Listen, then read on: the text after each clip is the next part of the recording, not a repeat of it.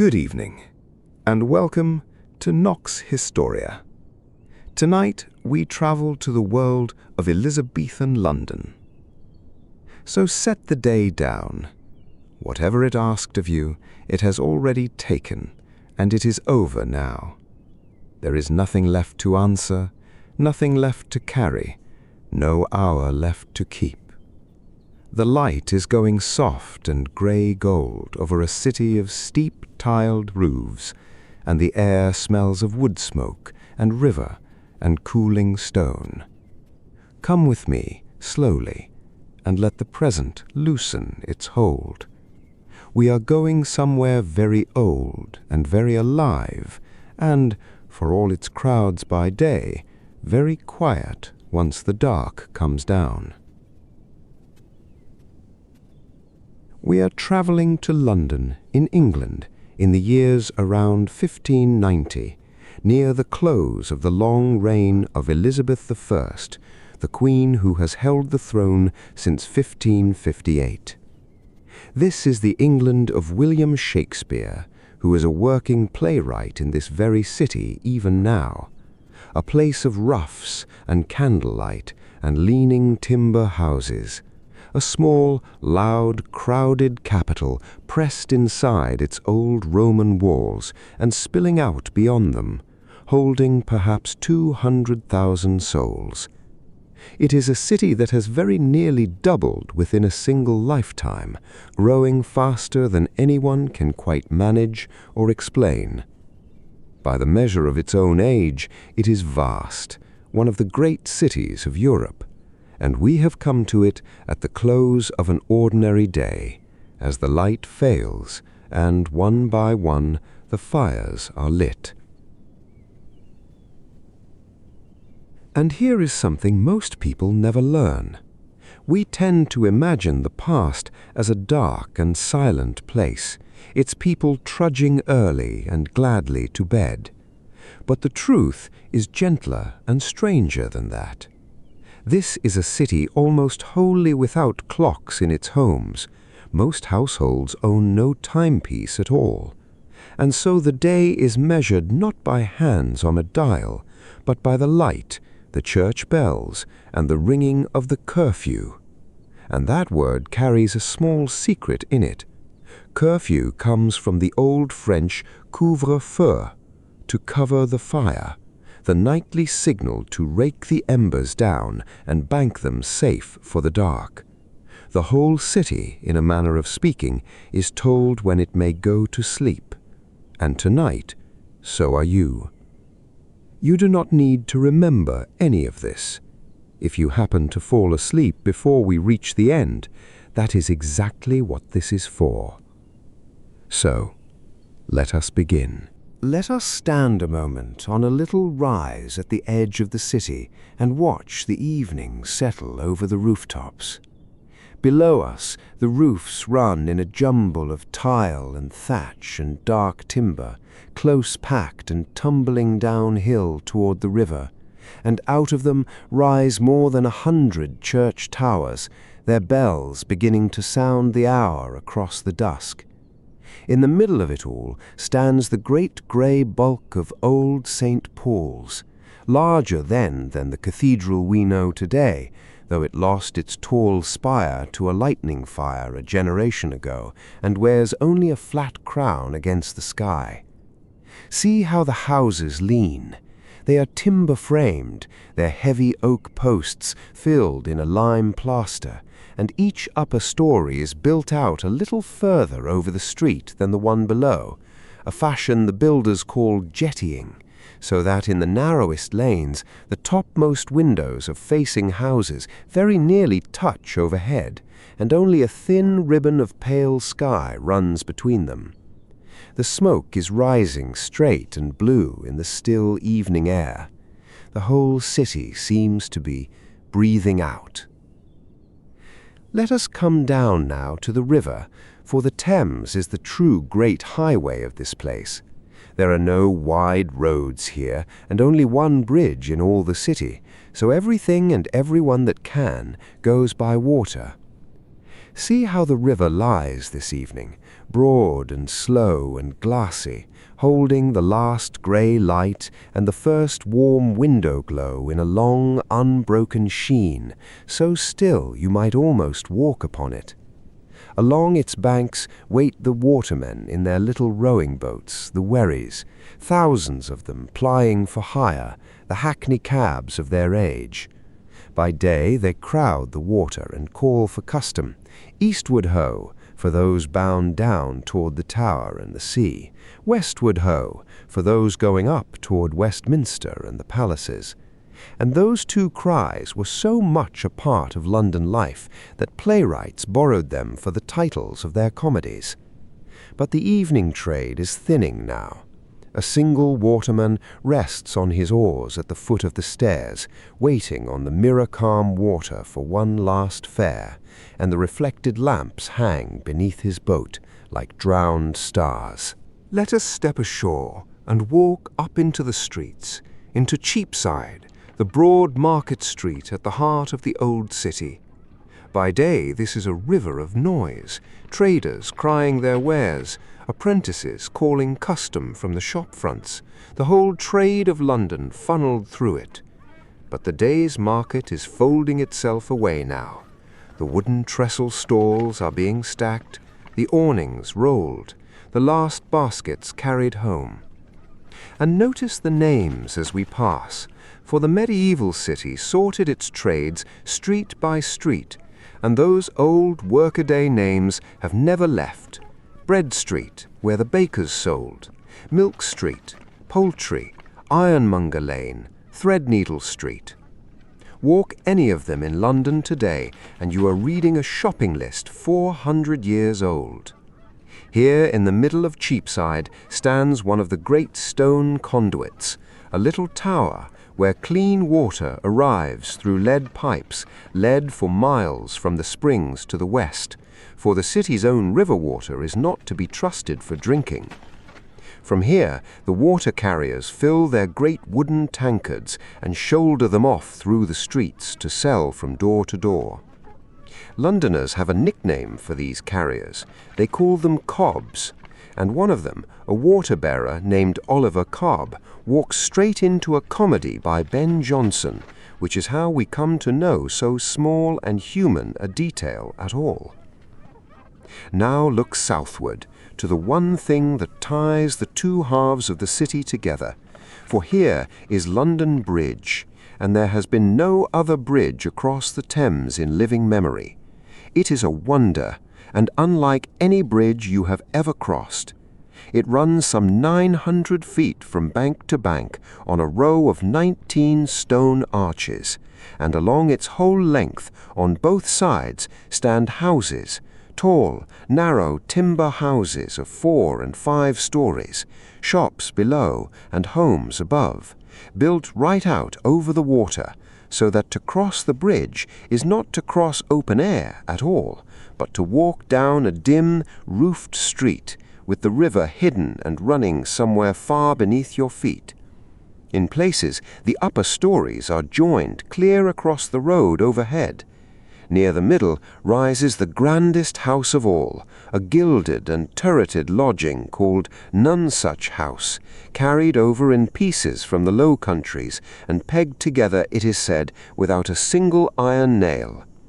The shops are shuttered now, and the lit windows hang in rows above the dark water, and the whole improbable street sits quiet in the dusk, waiting out the night. Let us turn off the bridge and into a narrow lane, and step in out of the cool at last into a craftsman's house, a modest place, the kind where most of London lives. The shop takes up the ground floor, its wide window closed for the night by a heavy hinged shutter that folds down by day to make a counter onto the street. Behind it the family climbs a steep dark stair to the rooms above, where they eat and sleep. It is close and low-ceilinged, and smells of tallow and wood smoke and the day's cooking, and it is warm. There is not much furniture, a scrubbed table, a bench or two, a great carved chest that holds nearly everything the household owns.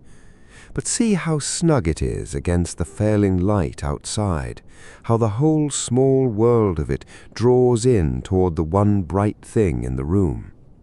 And that bright thing is the fire. Come and sit by the hearth, for this is the heart of the house and the reason the family has gathered here. There is no other real warmth in the building, and very little other light. Watch how carefully that light is made. The poorest burn rushlights, lengths of common rush, the pith soaked in melted kitchen fat, that burn with a small trembling flame for only a handful of minutes each. A little better off, and you burn candles of tallow, of hard mutton fat, cheap and smoky and sharp in the nose. Only the wealthy and the churches can afford candles of beeswax, which burn clean and sweet and bright, and cost many times as much. So an evening's light is a real expense, carefully spent, and when the family sits together after dark, they draw close around a single flame to share it. Notice how the firelight moves on the plaster, how the corners of the room stay soft and dark. How easily, in a world lit like this, the day simply ends when the sun does. The evening meal is a plain and comfortable one, and we may sit and take a little of it. At its center is pottage, a thick, slow simmered pot of oats or barley, cooked soft with whatever the household has, peas and beans, onions and cabbage, and herbs from the garden. A little bacon or a bone for those who can manage it. It has murmured all day at the edge of the fire, and it is ladled out with bread, dark and heavy for the poorer table, fine and white for the richer.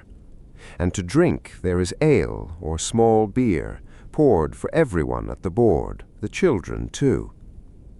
Now here is a thing worth setting gently right, and it is the one small myth to lay down tonight. You may have heard that Elizabethans drank beer because the water would simply have killed them, that they never touched water at all. It is not quite so. They drank small beer, a weak, thin, barely alcoholic brew, because it was cheap and nourishing and kept well and tasted good, and yes, because the water of a crowded town could be foul. But they also drank plain water from the conduits and the country springs, and thought nothing strange in it. They knew perfectly well that clean water was clean. The picture of a whole nation too frightened ever to lift a cup of water is a tidy story we told ourselves much later, and it is not true. When the bowls are cleared, the evening opens out into its quiet, ordinary work, for this is how a whole city passes the dark hours, together in small warm rooms, before there was any other thing to do. Someone takes up mending by the firelight. Someone sits with a horn book, teaching a child its letters. There may be a lute leaning in the corner, for music at home is the common pleasure of this age, and a household that can sing in parts will do so of an evening for the sheer plain joy of it. In an alehouse down the lane, the same warmth is gathering. Neighbors over their pots of ale, a little talk, a little dice, the low, steady murmur of people who have known one another all their lives. Nothing here is hurried. There is nowhere else to be.